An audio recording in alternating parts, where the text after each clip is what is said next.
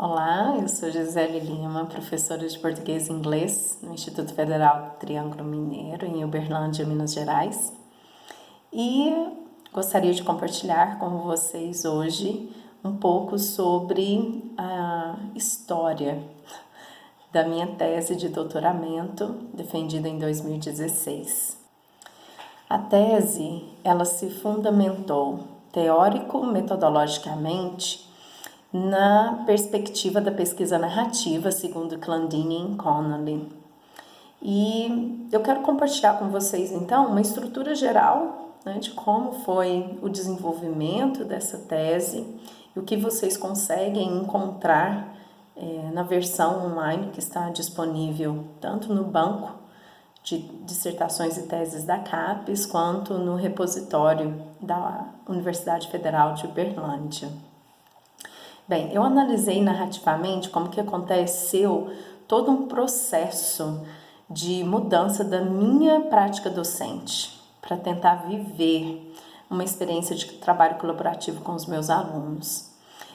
O meu desejo de tentar fazer algo distinto de uma prática tradicional era muito urgente, né? Então, eu sempre fui uma entusiasta das tecnologias digitais e eu comecei a usar essas tecnologias de uma forma muito indiscriminada, né? Eu não pensei muito, não refletia muito, então tinha muito a ânsia, né, de experimentar com os meus alunos. Então, foi essa Gisele de 2010, né, que surgiu com uma proposta de projeto de doutorado, né? Fiz todo o processo seletivo, escrevi minhas primeiras histórias sobre isso e a partir dessas primeiras histórias que se fundamentaram, né, que se identificaram essas inquietações e o puzzle da pesquisa, então, que eu desenvolvo, né, e desenvolvi durante a minha tese. Então, de uma forma mais específica, eu desenvolvi uma investigação de como que a minha concepção de trabalho colaborativo refletia diretamente em minha prática na experiência do ensino de inglês, permeado pelas tecnologias digitais. A problematização da temática, ela partiu então desse recontar de histórias sobre as minhas experiências de sala de aula e que despertaram essas indagações que me fizeram refletir sobre a minha própria prática. A pesquisa narrativa, ela se caracteriza por ser um processo de investigação que considera o espaço tridimensional, pessoal e social, que é essa questão da interação, o passado, presente e o futuro, que é a questão da continuidade, e os combinados, a noção de lugar, que é a situação, né? Então, durante a leitura da minha tese, vocês vão perceber que eu tenho muito esses movimentos, né, que envolvem esse tridimensional.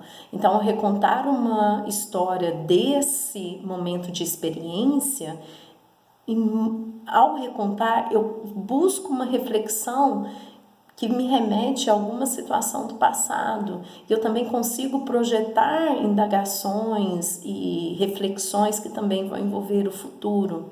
Então, é muito interessante essa perspectiva que a pesquisa narrativa propicia ao pesquisador.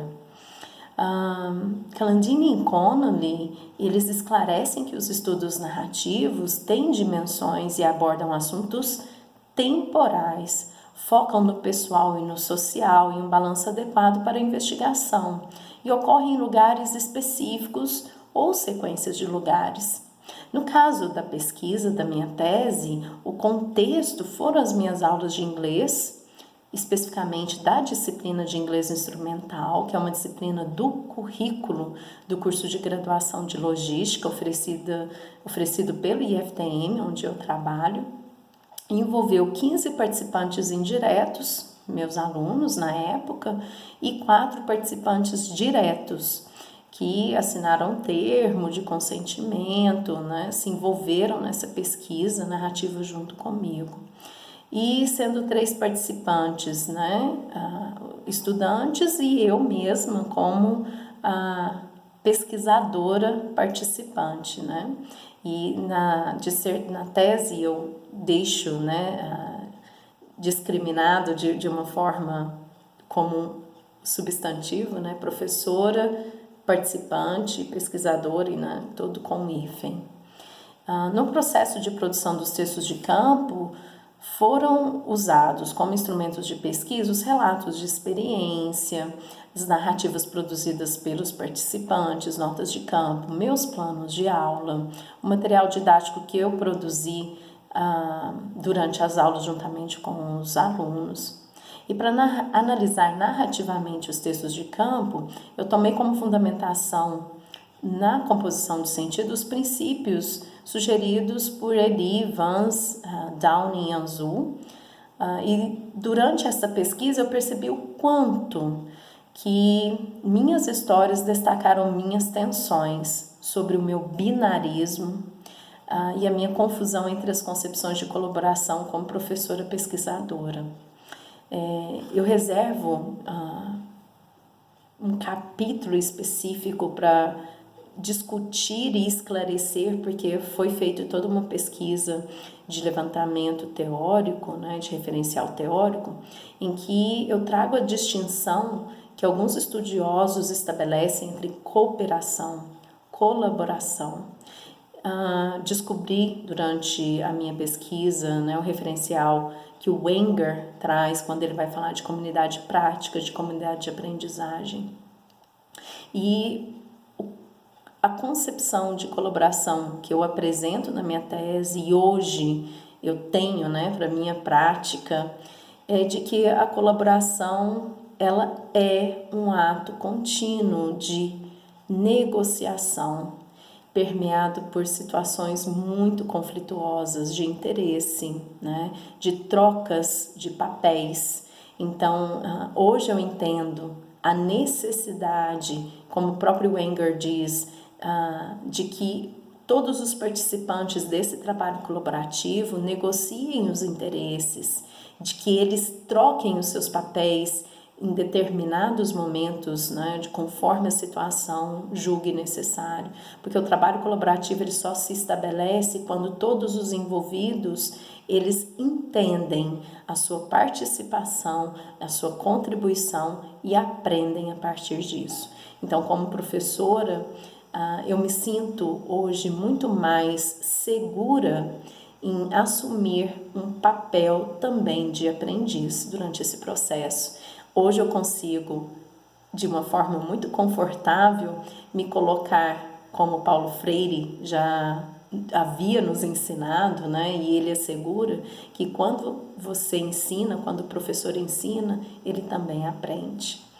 Bem, essa é a minha perspectiva de trabalho hoje como docente. Deixo a recomendação então de leitura da minha tese para que vocês consigam ter uma outra visão de um trabalho de pesquisação dentro dessa perspectiva da pesquisa narrativa. Espero que vocês gostem, estou à disposição para qualquer tipo de diálogo, né, nas redes sociais, aqui pelo canal do GPNEP. Muito obrigada!